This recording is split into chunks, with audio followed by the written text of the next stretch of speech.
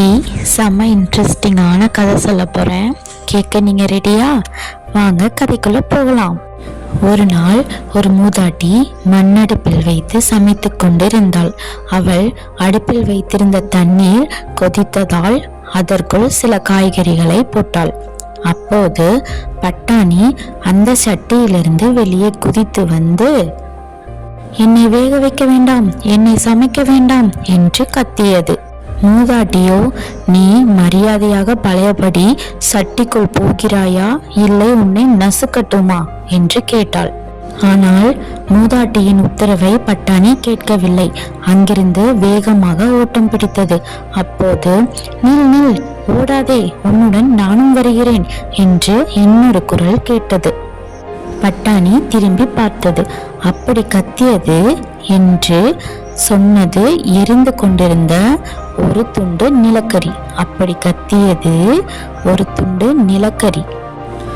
அடுப்பிற்குள் இருந்தால் எனக்கு மூச்சு முட்டுகிறது, அதனால் நானும் உன்னுடன் வெளியுலகை பார்க்க வருகிறேன் என்று நிலக்கரி சொன்னது.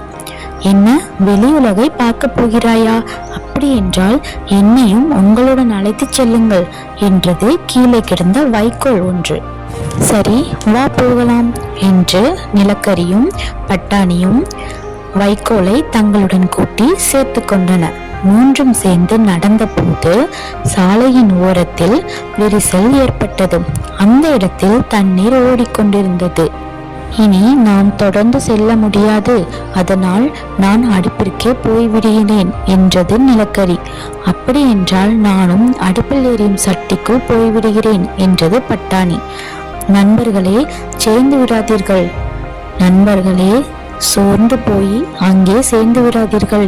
நான் இந்த பாலத்திற்கு இணைப்பாக இருக்கிறேன்.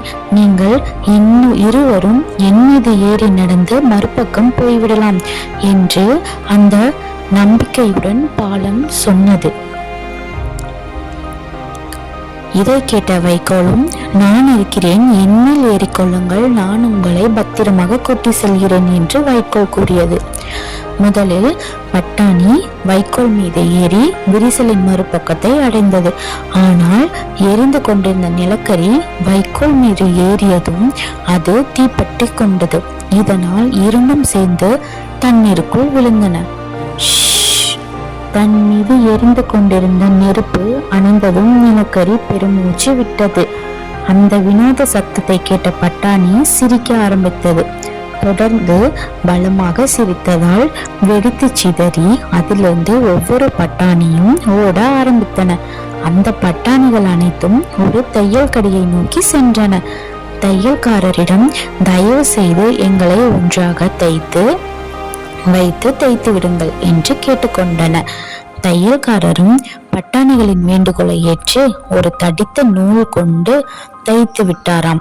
இதனால் தான் அன்று முதல் பட்டாணியை நாம் முறிப்பதற்கு அதன் மேல் தோலில் நூல் போன்ற ஒரு பகுதியை உரிக்க வேண்டி இருக்கிறது. இவ்வளவுதான் இந்த கதை உங்களுக்கு பிடிச்சிருக்கும்னு நினைக்கிறேன். இதை கேட்டுட்டு நெக்ஸ்ட் வீடியோ பார்க்கறதுக்கு மறக்காம நம்ம சேனலை சப்ஸ்கிரைப் பண்ணிட்டு பாருங்க. தேங்க்யூ.